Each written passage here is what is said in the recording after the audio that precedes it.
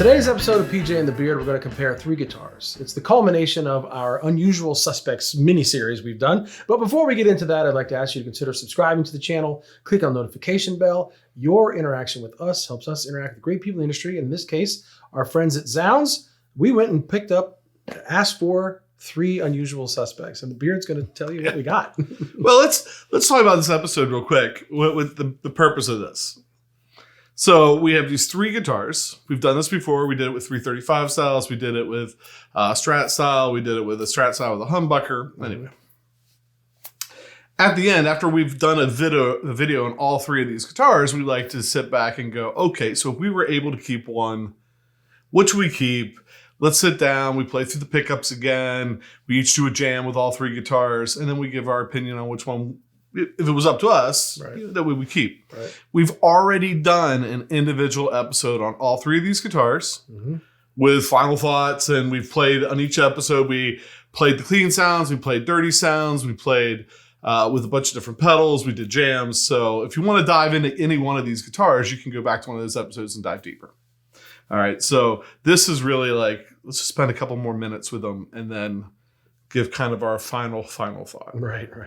Final, absolute last thoughts. Yeah. So the contestants tonight and the Unusual Suspects, because like I said, we've had kind of like a theme to all these before. There's no rhyme or reason for this one. It was like, what looks weird? What looks fun? What looks different? What looks like something that we wouldn't typically get? Contestant number one is the Schecter Stargazer. When Pat sent it to me, the gold. Right. I can send you anything as long as it's gold. Like, let's get that one. Yes. All right. Yes. Perfect. Gold harmonica. Has kind of like a vintage vibe to it a little bit, but definitely whatever. It's our first Schecter that we've had in. This is contestant number one. And I'm going to put a link. There'll be a card above for each one of these as we introduce them, so you can go see that video if you want. Contestant number two. The Sterling, how to get all this in the picture? The Sterling St. Vincent. My Music Man. Yes. Gold again. There's some. Yeah, it's gold. Champagne. Right. With the gold foil pickups. Yeah, right. Gold. Gold on gold. I had him at gold and I doubled it up. So that's contestant number two. Right. And you can see, I mean, I wouldn't say we're traditionalists, but we. Yes, we. More traditional than not. Right. Tend to be semi-traditionalist. And then I always joke and say, but I play PRS a lot of times. So, contestant number three. Strandberg Boden Essential 6. We're just pausing because we were trying to figure out where we're going to put these guitars, and we leaned it against the pedal board and thought, well, if it falls, the headstock's not going to snap off. Right. I was interested in these because, well, you mentioned it before. Yeah. Our friend Keith Williams plays these. Several years ago, I was in a guitar store. I was taking a class for the AP to teach AP Bio, and there was a guitar store. Where was that? Wilkes University, and they had one sitting there, and that was my only experience. When I literally picked it up, and I was like, "Ooh, that neck is different." Right. I think I put it down and I didn't plug it in or anything. So this was interesting to get in. So that's contestant number three. What do you think? What do you say? So they don't have to jump back to the other videos if they don't want to. We'll remind them a little bit of how each guitar sounds. Right. So I'm going to play through the clean pickups on all three real quick. Same riff, all the positions, starting at the bridge, moving up. If you want to learn more about how this is a 5-way switch with 2 humbuckers, we talked about that in the episode for that video. The Sterling is just a 5-way switch, like kind of set up like a standard Strat. Right. And then the Schecter is going to have 6 positions because you can split. So you'll hear humbucker split. I think when you did it, you did it the same way. Right. Clean tones.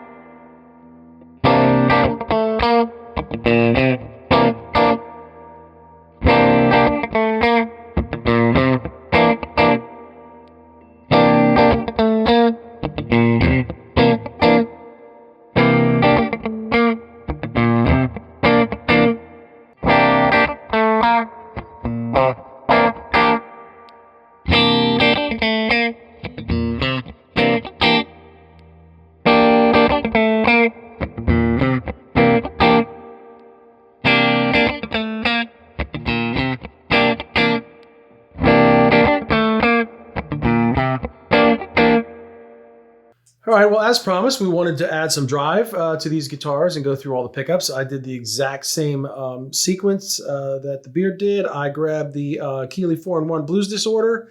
I had it in the hybrid, the tone in the BB, and the drive in the OC, and everything you hear has the DLS Echo Effects delay and the Tyler JT22 amp. And here's what the guitars sound like with overdrive.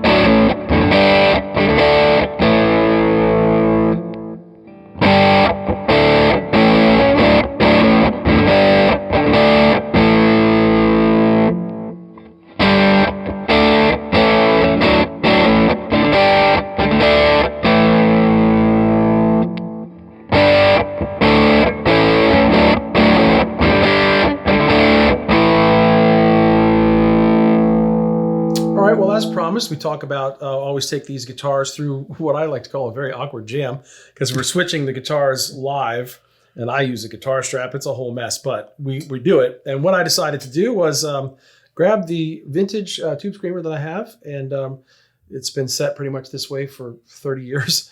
And I'm kind of familiar with what it sounds like, because you're trying to play the same thing on guitars, and maybe you dial it up on the first guitar.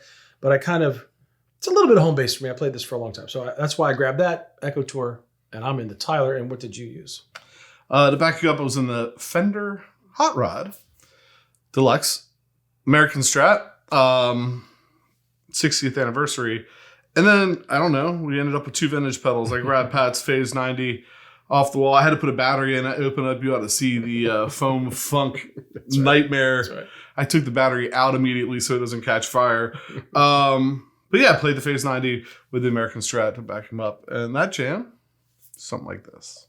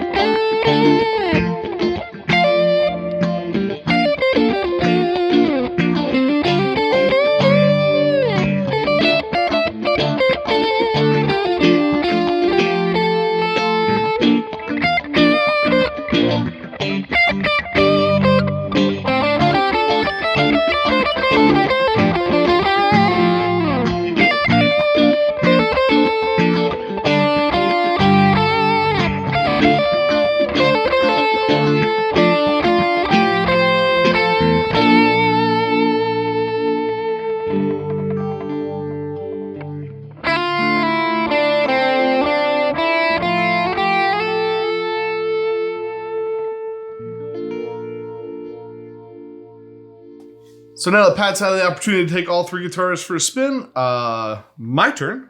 And just, it's kind of the same thing. I use the Barber Electronics Direct Drive. I even use, it's an old version 1. It's actually a very early version 1 because it's been home base for me for a long time. So I didn't feel bad not tweaking it for each guitar, put it that way. I have this pedal where I like to play it. Right. And then also I ran through the DLS Echo Tour. Have we mentioned that we really, if you want an analog delay that's really, really sweet, have we mentioned this one before? How did you? I think every episode pretty much. Do the Tyler. Yeah. So I'm backing up the Beard, and he's a big fan of rotary pedals. So I grabbed the Pulse by Donner Prince. Simple to use. I grabbed the DGT PRS DGT SE with Porter pickups in it. I tried to go between fast and slow, but I think in the awkwardness of changing, I might have just left it on fast the whole time, and I played it through the Fender.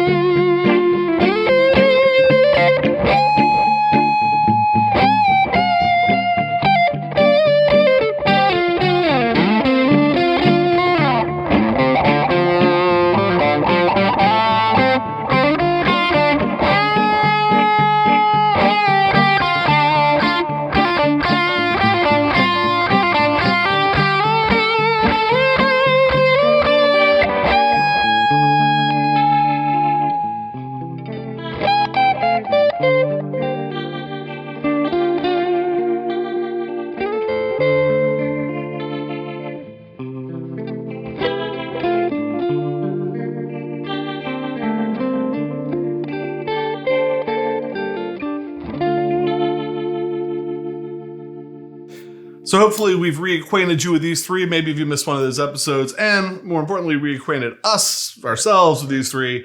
I think it's time. We've had these down here for a couple of weeks. We've recorded all these videos. I think it's time for us to say, if we could keep one, which one would we keep? And we normally say 1, 2, 3, but I will tell you, I will go out on a limb to tell you that the winner starts with an S. I can take that to the and it's interesting because normally we don't have any idea what the other person's thinking, although I think this time it was kind of hard not to play our hand on this one. Yeah, I feel like we're kind of confident. But anyway, 3, 2, 1, Strandberg. Yeah. Surprisingly. I know, it's shocking. The one that we both were like, well, that one's not going to win when they first came in. we could keep one, it'd be the Strandberg. Yeah. Why? It was it was comfortable for one. Do you want to hold it? It's really heavy. Yeah. Oh, yeah. You want to hold it? I think it's like 4.5 pounds. Maybe like Prince, when my guitar gently weeps, I'll throw it up and it'll never come back down. I was pleasantly surprised. You know, you have to get past your preconceived notions. Of course, we just jokingly said before we got over the headstock snobbery because it doesn't have one. But just all the different carves and cuts, and it just surprised me. And then even, I think I felt the neck before I looked at it. I grabbed the back of the neck and I'm like, what is that? And we kind of showed that before. So everything that was like unusual and took me a second to like get over myself became very comfortable and easy to play. And then the other thing, and we talked about this a little bit, is the pickup selections are not your average run-of-the-mill 5-way. So you're getting pickup combinations that you maybe in my world have never even played before. And so I didn't even know what to say about those as I went through. I'm like, oh, that sounds good. That sounds good. It stayed in tune, and it's like 4.5 pounds or something like that. Yeah. I was really stunned because I just thought, well, maybe this is gimmicky, or I don't even know. I'm just surprised because it wasn't even close in a lot of ways to say this would be the one. Yeah. Yeah. Now, well, I'll go. Didn't one of our friends send us a text message saying this neck was like inspired by the guy sitting in his living room holding his remote or something? I think it might have been Skip Holbrook. Skip, yeah. Well, Skip. Our blindfolded buddy. For me, I think a lot of what Strandberg is trying to do is design a guitar that's very comfortable to play, that you can play for a long period of time. Look just how I have it sitting on my lap. You know, you have that cut right there. It sits there really nice. And this cut right here sits there really nice. It's 4.5 pounds, like Pat said. And so that makes it very comfortable.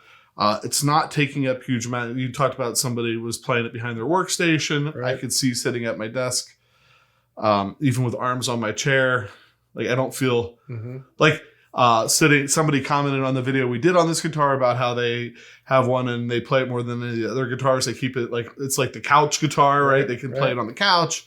Super light, super playable. And all that stuff is cool. And then you throw in the fretwork on it is immaculate. It's really, really nice fretwork. You throw in the setup is really super nice. It plays really well. And then throw in. So now I have this kind of, you have this nice little case here. Kind of an unofficial travel guitar-ish size. Yeah, so you have this really light guitar. You have a guitar that's really comfortable to play. You can play for a long time. You have a guitar that's easy to take with you and play in awkward places. And you have a guitar that's set up really well with a really nice neck. And even though that looks really weird on the back of the neck, it is really comfortable to play. Mm-hmm. And then you throw in it like this really sweet set of pickups with this really interesting 5-way switch on it. And so now you have this kind of like travel, sit on your couch and play. But I would have no qualms about like walking out on stage and playing, this would be great. I thought about some of those times when I used to travel a little bit and for work and, like what a cool guitar to take with you to take to a jam or something, or when I go to Canada. So there's a whole lot of things I love about it. Mm-hmm. As far like it sounds weird because it sounds like I'm selling it up as a travel guitar, but it's a travel guitar that it's every bit as home as being like your like the main acts on stage that tonight. So. Can you tell we're a little surprised by it? Yeah. Totally. Did not expect I was going to land here. In fact, let me see that gig bag again. Because we don't really have a third stand down here. So I just, like, honestly.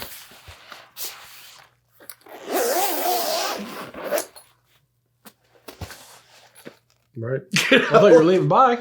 Yeah, like, it is super light, super small gig bag.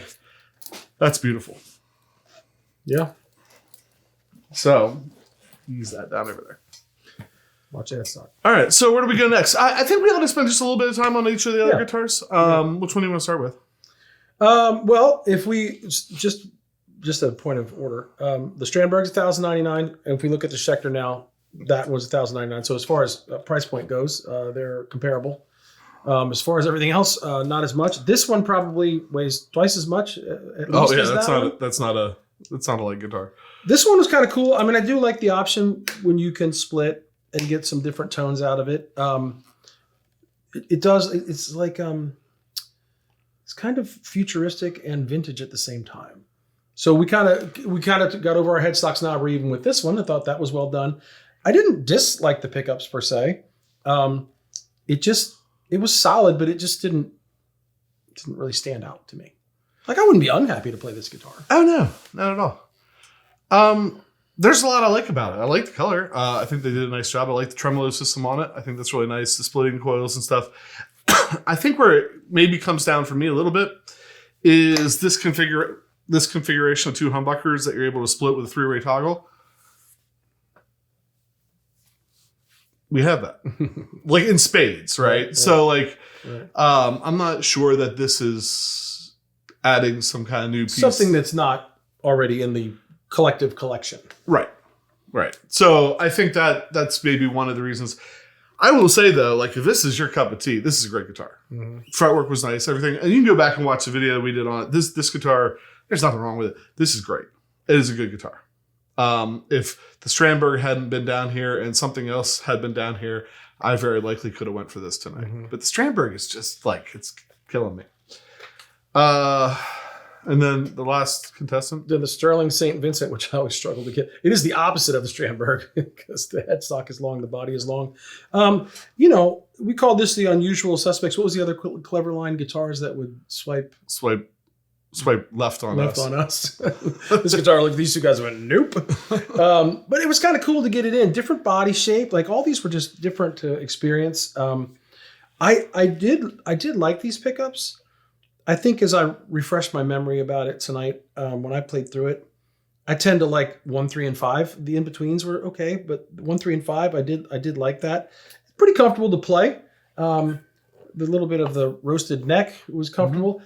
I have to get used to this headstock tuning situation. I can't tell you how many times I thought I was tuning the G and I was tuning the D. That's a Patrick problem. That's not a deal breaker because the Strandberg didn't even have two on the side. Right. They had them down here, and I did say they were a little tight to get at. So it's like, but overall, I'm glad we got to try it. It's a body shape, and we have some gold foils back there, but I think they're different. They're more like single coil gold foils. I think these are more like mini humbuckers. So definitely was very different, and it's only $779. Yeah, so it's cheaper. The most inexpensive one of the 3 that we grabbed. So. Yeah, my wife has this thing where if she doesn't like a guitar, she'll let me know about it. I'm just saying that this is not her favorite body shape. Therefore, she would yell at me if I was taking this out to play, probably. But that's not a reason not to buy one. Because she doesn't like flying V's either. I think she posed with the Strandberg more as a joke for you to be able to send me what the Strandberg looked like. Yeah. So that wasn't even an endorsement. So yeah, she doesn't like the Strandberg either. So like she doesn't like a sorry everybody, but she hates the teal green Strat up there. I never take it out because she absolutely hates it. Which is thanks, hon. The American Deluxe Strat. I'm not allowed to. Anyway, I digress. Yeah, again, what was it? $799, something like that. Yeah, $779. $779. Locking tuners, tremolo. I think it's cool. I think you have to dig the body shape. If you dig the body shape, setup wise, it was set up pretty nice. I mean, we get these right out of the box. We're not doing anything. We're not tweaking them. This one in my hand, set up pretty nice. Yeah, I don't have anything bad or negative to say about it. It just didn't win the night on this one. Right. And this isn't the first Sterling we've had down here. They're doing some cool stuff. Cutlass is doing something else, I thought, but yeah, they do some cool stuff. So, anyway, something to check out. Yeah, nothing negative to say. Nothing. That's it. So, in the unusual suspects, and maybe we'll do this again sometime with some other guitars, but the 3 guitars that we've never tried out that we wanted to try out, And stylistically, like I can't play like St. Vincent, which she does. I don't do that. Right. The Schecter, I don't. A lot of times when I see Schecter, I think metal. Right. But I don't feel like this is metal. Mm-mm. The thing that I think I was wrapping it up.